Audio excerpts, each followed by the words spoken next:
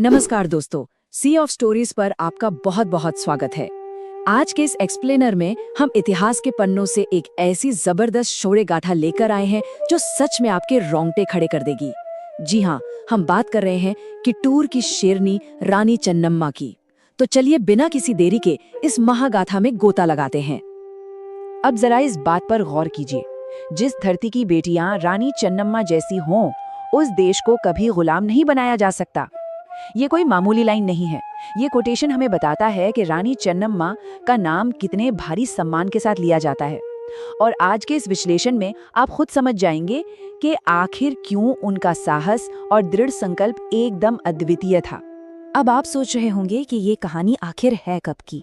देखिए, 1857 की क्रांति के बारे में तो हम सब ने सुना है ना? लेकिन जरा सोचिए, 1824, जी हाँ, उस बड़ी क्रांति से पूरे 33 साल पहले एक ऐसी चौंकाने वाली जीत हुई थी जिसने ब्रिटिश ईस्ट इंडिया कंपनी की जड़ें हिलाकर रख दी थी। उस वक्त के माहौल की जरा कल्पना करके देखिए। एक तरफ था अंग्रेज अधिकारी सेंट जॉन थैकरे और उसकी विशाल आधुनिक हथियारों से लैस सेना, और दूसरी तरफ एक भारतीय रानी का अटूट दृढ़ संकल्प। स्रोतों के अनुसार इस भीषण टक्कर का नतीजा क्या हुआ पता है? अंग्रेज अधिकारी थैकरे मारा गया और उसकी उस विशाल ब्रिटिश सेना को ऐसा भारी नुकसान हुआ जिसकी उन्होंने सपने में भी उम्मीद नहीं की थी। तो यहाँ सबसे बड़ी बात क्या है? ये कोई आम लड़ाई नहीं थी। इतिहास में ये बिल्कुल पहली बार था जब किसी भारतीय महिला शासक ने सीधे युद्ध के मैदान में ताकतवर ब्रिटिश साम्राज्य को धूल चटाई थी। ये फैक्ट ही अपने आप में इतना बड़ा है कि ये रानी चन्नम्मा को एक महान और अग्रणी योद्धा के रूप में हमेशा के लिए अमर कर देता है। तो आइए उनके प्रारंभिक जीवन और प्रशिक्षण पर एक नजर डालते हैं। अगर हम उनकी जीवन यात्रा को देखें तो 1778 में कर्नाटक के बेलगावी जिले के काकती गांव में उनका जन्म हुआ। वहां से लेकर 1824 की उनकी ऐतिहासिक जीत और फिर 1829 में उनके सर्वोच्च बलिदान तक, ये पूरा सफर बेहद प्रेरणादायक है। क्योंकि देखिए, एक महान योद्धा कोई रातों रातों बन नहीं जाता, है ना? स्रोत बताते हैं कि रानी चन्नम्मा बचपन से ही असाधारण रूप से साहसी और बुद्धिमान थी। उनका बचपन कोई आम बच्चों जैसा नहीं था। उन्हें बहुत छोटी उम्र से ही युद्ध कला की कड़ी ट्रेनिंग दी गई थी। घुड़सवारी हो, तलवारबाजी हो या फिर धनुष चलाना, इन सब में वो एकदम मास्टर थीं। उनके अंदर की वो अजय वीरांगना दरअसल इसी कड़े अनुशासन से तैयार हो रही थी। फिर उनकी जिंदगी में एक बहुत बड़ा मोड़ आया।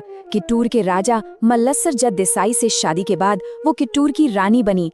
सब कुछ ठीक चल रहा था, लेकिन दुर्भाग्य से उनके इकलौते जैविक पुत्र की कम उम्र में ही मृत्यु हो गई। इस भारी दुख के बावजूद राज्य को एक उत्तराधिकारी देने के लिए उन्होंने शिवलिंगप्पा नाम के एक बालक को गोद लिया।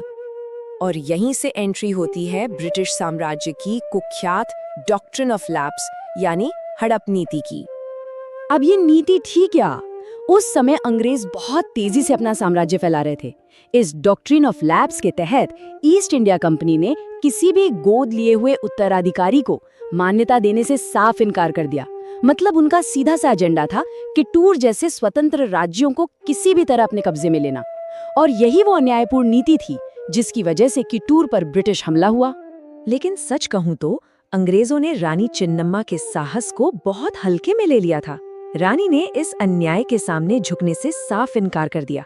उनका वो बयान आज भी गूंजता है, किट्टूर स्वतंत्र रहेगा और कभी अंग्रेजों की गुलामी स्वीकार नहीं करेगा। ये शब्द दिखाते हैं कि वो अपनी आजादी के लिए किस हद तक जा सकती थीं।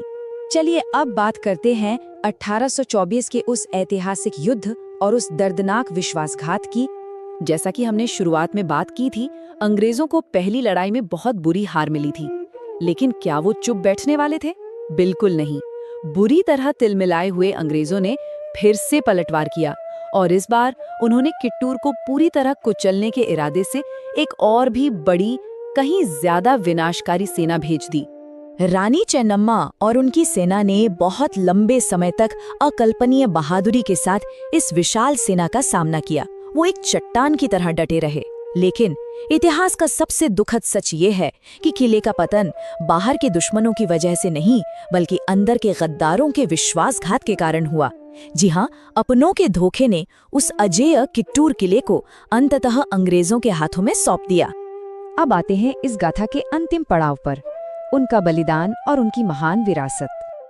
युद्ध के बाद रानी चेन्नम्मा को बंदी बना लिया गया और बिलहोंगल किले में कैद कर दिया गया, लेकिन उनका स्वाभिमान वो कोई नहीं तोड़ पाया। स्रोत बताते हैं कि कैद की उन तमाम कठोर यातनाओं के बावजूद उन्होंने एक बार भी, जी हाँ, एक बार भी अंग्रेजों के सामने अपना सिर नहीं झुकाया। उनकी आत्मा सच में अटूट थी। और फिर आया 21 फरवरी 1829 का वो दिन जब जेल की उन सलाखों के पीछे ही उनका निधन हो गया। ये साल उनके सर्वोच्च बलिदान का प्रतीक है। भले ही उन्होंने एक बंदी के रूप में अपनी आखिरी सांस ली, लेकिन इस शहादत ने उन्हें भारतीय इतिहास की एक अमर वीरांगना बना दिया। पर यकीन मानिए, उनकी ये शहादत बिल्कुल भी बेकार नहीं गई। उनकी इसी बहादुरी ने आगे चलकर 1857 की क्रांति के वीरों के अंदर देशभक्ति की आग जलाई।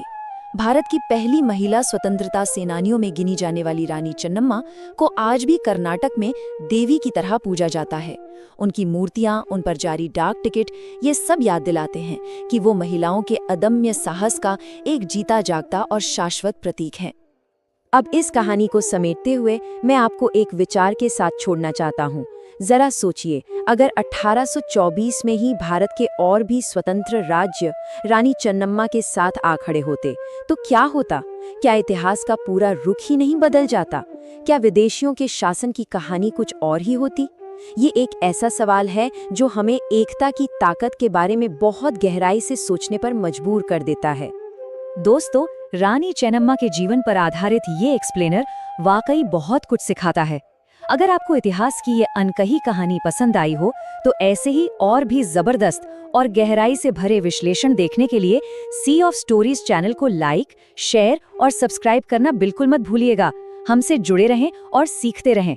बहुत बहुत धन्यवाद।